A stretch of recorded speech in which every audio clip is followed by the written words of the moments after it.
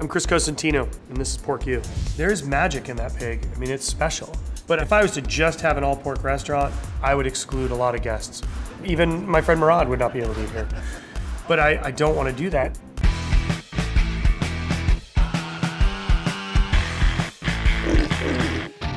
Today, my friend Mourad Lalou, the executive chef and owner of Aziza restaurant here in San Francisco, is going to come by and discuss with me why he chooses not to eat pork. I mean, he's Muslim, and he's going to talk a little bit about the hows and whys and what pork means to him and what it doesn't mean to him. One of the parts about Pork U that I really wanted to dig into, I can't do without you, which is, I think everybody in all cultures, pork transcends pretty much every culture. It's a part of life for, I think, every food culture, except for two, Judaism and Muslim. And you live one of them. You are in a pork-centric city.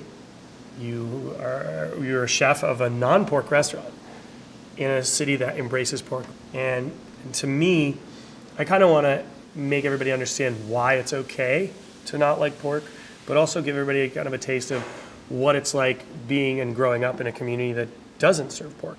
For me, I can't have pork because of a lot of reasons. One of them is obviously the religion. Okay? When you have faith and you believe in something that is bigger than you, sometimes you don't have all the answers. But that's why it's called faith. It's you believe in something without completely understanding it. I'm not talking about going into something, blindfolded and just saying, okay, whatever they say, I'm gonna follow. But sometimes when you have a book that is supposed to last for eternity and is supposed to mean something to everybody throughout time, it can't have all the answers. In religion, you are asked to refrain from doing certain things because it teaches you self-restraint.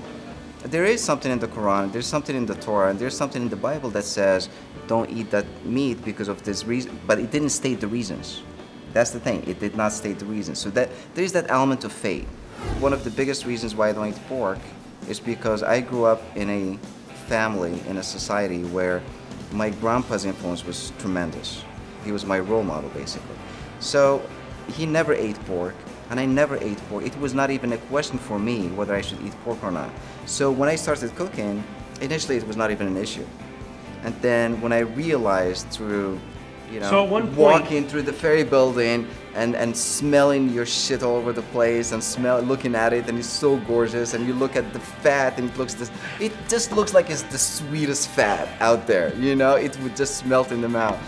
And I gotta restrain myself. I think we need to talk about some of the bullshit that's been talked about when it comes to pork by both Muslims and Jews. And that is, okay, pork is dirty. The animal is dirty. If you do certain things to a pork chop, worms will come out miraculously and all that. Yeah, I've heard that one. It's crazy. Let's just cut out all that bullshit. All of that stuff is ridiculous. The use of pig is as old as time, and the techniques of charcuterie or salumi production came out of that. So everybody wanted to okay, we're gonna slaughter a pig, it's winter, it's January, it's cold outside. Traditionally the pigs were harvested outdoors. They would all come together and harvest this animal, and they would try to find ways to preserve it for the year. So the technique of salumi and charcuterie, French term, all came from that. So what are we gonna do with this leg? Well, we're gonna make prosciutto out of the hind legs, and we'll have that for later in the year. We're gonna make sausages out of the trim meat that are a little too tough to have as a sliceable pork. And we're gonna serve the liver, and then the heart and the kidneys are gonna be another dish. And there was always a way to use it, and there's always been that way. So it's really just seemed natural. It's like, how can you take that old world way that was done not only just to feed the people who own that hog, but to feed the town? How can you take that and build that into the ethos of a restaurant? There we go. We're very pork-centric here, but I think there's also how can you make your restaurant be very pork, but at the same time, it's not in every single dish. So we cook beef and beef fat, chicken and chicken fat, duck and duck fat. Absolutely. We cook lamb and lamb fat. But see, that's a different thing. Being pork-centric, there's nothing wrong with that. That's what you do. But just relying on pork to just enhance flavor, and it's just like a Band-Aid to me.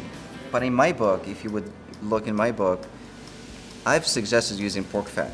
I've said if you want a better merguez, I can visualize it in my head through daydreaming that it would be better with pork fat. And It's a different fat. It is a different fat, and I think it heats up better.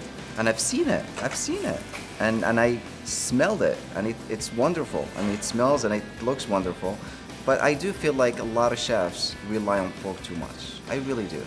The makeup of a pig is very similar to that of a human being. It's extremely similar. Do you have that many nipples? No. Okay, good. No, I have two. The last time I checked. I've never wanted to step on anybody's toes. I've never wanted to step on your toes. And you haven't. And I think that to me is like, I respect people who have beliefs in what they choose to eat and choose not to eat. You have never once bombasted anybody that serves pork. Absolutely not. That's a mutual respect. I mean, I can do what I think is okay with me, and you should be able to do the same thing. There is absolutely no reason why one group of people should dictate to everybody else how to live their lives, and vice versa. I think as long as we have respect, we have the right to be different on a personal level, on a spiritual level, and that's fine. Yeah, I agree. Thanks, dude. All right, man. He never once questions me. He never once questions my beliefs, nor do I want to question his.